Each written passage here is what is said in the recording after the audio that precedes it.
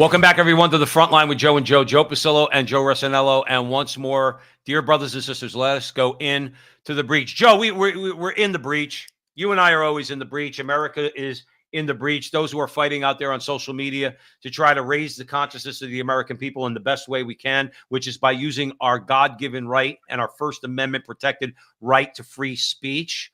I don't know, Joe. I don't know what these corporations are thinking. I did a video, okay? And don't take this the wrong way, Joe, by myself, because you weren't available that day, where I pointed out the Bud Light thing with Dylan Mulvaney, okay? It got, I hit it right, and it got, 60, 70,000 views because I thought I was saying the truth. I was like, what is Bud Light thinking? Now, Bud Light is owned by Anheuser-Busch. Joe, who owns Anheuser-Busch? InBev? InBev, it's a Belgian company. Okay, InBev owns Anheuser-Busch. Molson Coors owns Miller Lite. Now, these are, Joe, listen, I'm sorry. I'm a brokester, okay? I go to work every day to pay the bills. So I don't make a multi-million-dollar salary, okay? But I think I'm a lot smarter than these people from a business point of view. Why would Molson Coors now go woke in the midst of what just happened with Dylan Mulvaney when they have no earthly reason to, certainly no business reason to? And rather than talk about transgenderism, Miller Lite is trying to appeal to women. But what kind of women? Well, let's watch this, Joe. It's not long, but I really need you to break it down because I'm shaking my head in disbelief. Here's a little known fact. Women were among the very first to brew beer ever. From Mesopotamia to the Middle Ages to colonial America, women were the ones doing the brewing. Centuries later, how did the industry pay homage to the founding mothers of beer? They put us in bikinis. Wow. Look at this wild. Just want to admit it's all, let everybody know it's all beeped out, but this so-called comedian uses profanity, but it's beeped out. It's time beer made it up to women. So today, Miller Lite is on a mission to clean up not just their but the whole beer industry's Miller Lite has been scouring the internet for all this and buying it back so that they can turn it into good for women brewers. Literally, good How, you ask? Ladies, take it away. First, we turn the bad into compost. Then we feed compost.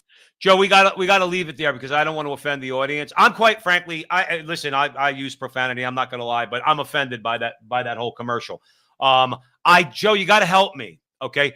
Because first of all, the idea that women are the first ones that ever made beer, that's like trying to say that Cleopatra was black, okay? Which is what the recent movie that came out is trying to suggest. Just so everybody knows, Cleopatra was a Ptolemy, and the Ptolemies were Greeks. Leaving that aside. So it's revisionist history. This so-called comedian, she's engaging in revisionist history, okay? The bottom line is this.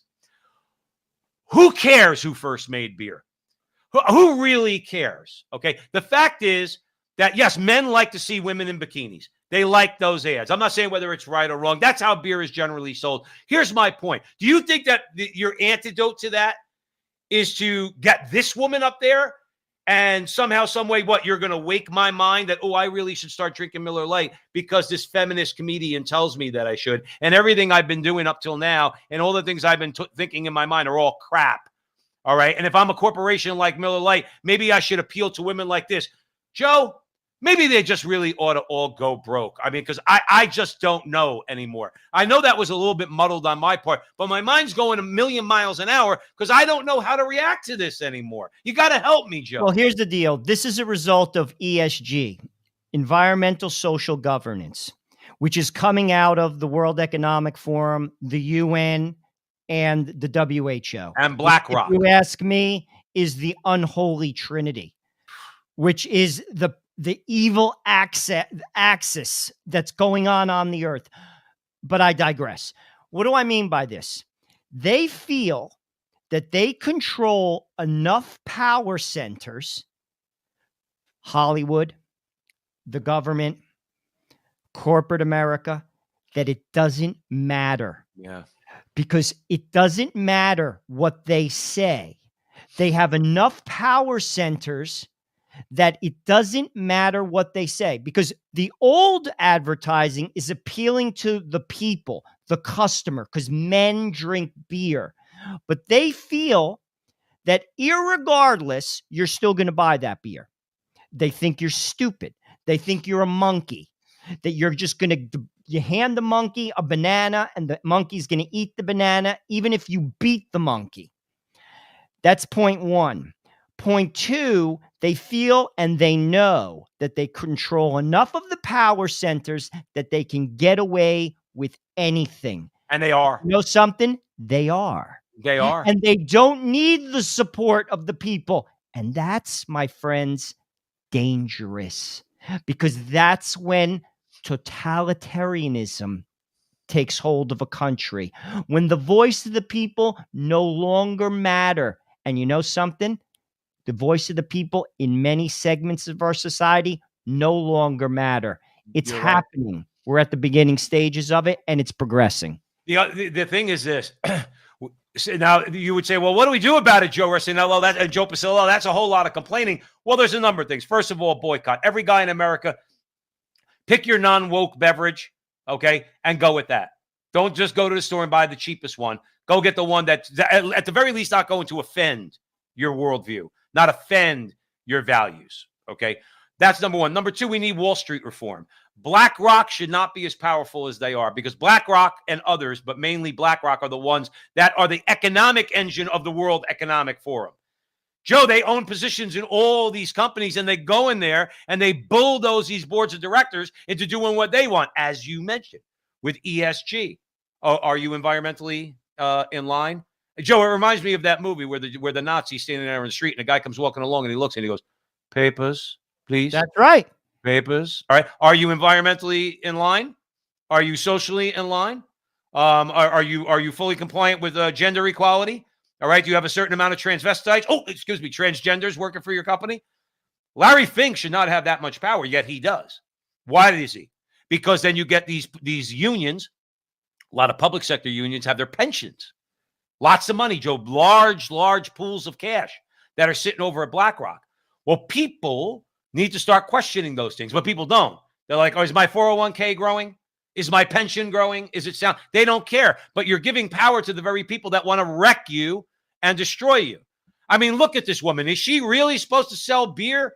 What sells beer is humor. Now, again, I'm not trying to suggest that women in bikinis is the way to go. However, women in bikinis appeal to men. And if you want to sell beer to a group of people who is your main customer, you want to appeal to men. That's the way it is. And humor. Remember the Miller Lite commercials from back in the day with all the comedians? Tastes great, less filling. Tastes great, less. Now, that was a commercial. That was a real commercial. Made you laugh. You know what, honey? I'm going to go get a case. I'm not buying Budweiser. I'm going to buy Miller Lite. But they don't think that way. So there are things we could do. Wall Street reform comes to mind. Boycotting, I think that started with Dylan Mulvaney. Buddy of mine, I'm going to throw this over to you, Joe. Buddy of mine trades a lot of stocks.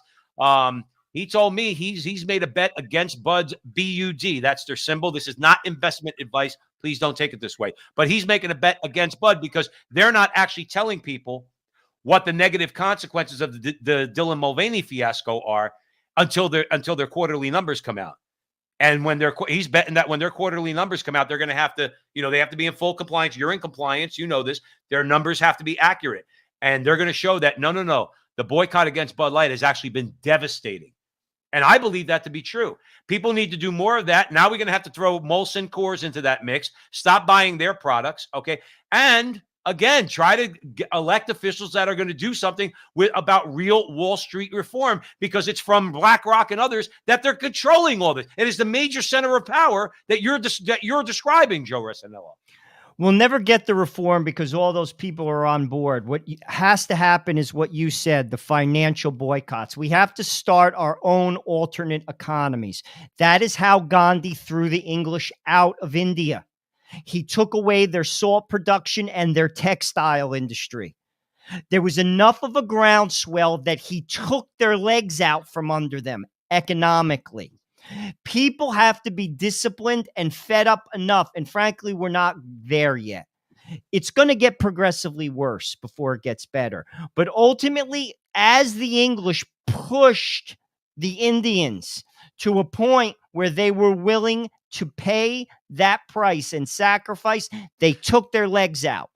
Economic boycotts work. We've seen this in Disney. They replaced their CEO. People don't take it far enough. Stop going. Keep not going. Budweiser, cut them off forever. Starbucks, they made statements about traditional marriage. Cut them off forever. When enough, the NFL, the black national anthem, what is that? That doesn't unify the country. Cut them off forever. Baseball said they wouldn't have the All-Star game in this city. Cut them off forever. And when you do, and you stop the flow of money, all this changes. They throw Larry Fink right out of the boardroom. They say, Larry, thanks, but no thanks. Get out. Oh, Klaus Schwab, no, we're not attending your conference anymore. Thanks, but no thanks. We're broke. Right. We're going bankrupt.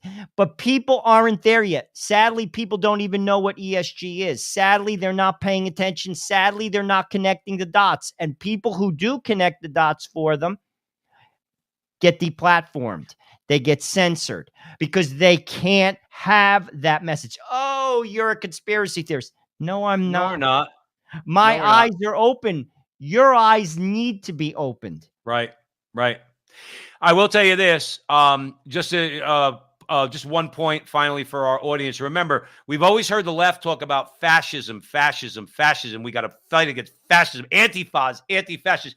Joe, and this is not me throwing around that word because guys like us actually know what this word means. They're the fascists. What you described about holding on to the major centers of power, media, Hollywood, government, big labor, big education, Wall Street, big business, that's corporatist. That's fascist. The idiots out there who call themselves anti-fascists don't even realize that what they're supporting is a fascist economic system, which is obviously, intertwined with the culture. It's a great point. But why don't they care? Because it supports them. They're the fascists. That's the irony of this. They have no problem with what you just said because they're all on board. They're all on board. Right. And listen, well, that's why, like we always say here at the front line with Joe and Joe, let's try to hold at least Republicans accountable on one issue, that the government cannot censor the speech that occurs on social media. And we have to tell social media companies that they can't just deplatform anybody, that misinformation and disinformation is a word that has to be eradicated from our political language. If you don't like what I say, fight against it. If you don't like what I say and you don't want to fight against it, then shut your mouth. But you're not going to take away my right to speak it, whether you're Facebook or YouTube, and Twitter, at least ostensibly right now, is a free speech platform. We're going to focus on Twitter along with YouTube and Facebook. But eventually, Joe, they're going to drop the hammer also, and hopefully Elon Musk doesn't. So we just have to keep saying it. Like you said, Joe. Eventually, the pot boils over, and hopefully, the change that comes, if the left is smart, is a political change and not anything that's going to be a little bit that would be more tragic than that, because we don't want that here at the front line with Joe and Joe. Thanks again, wherever you see us, particularly on Twitter. Like, subscribe, share, follow. Do all that fun stuff.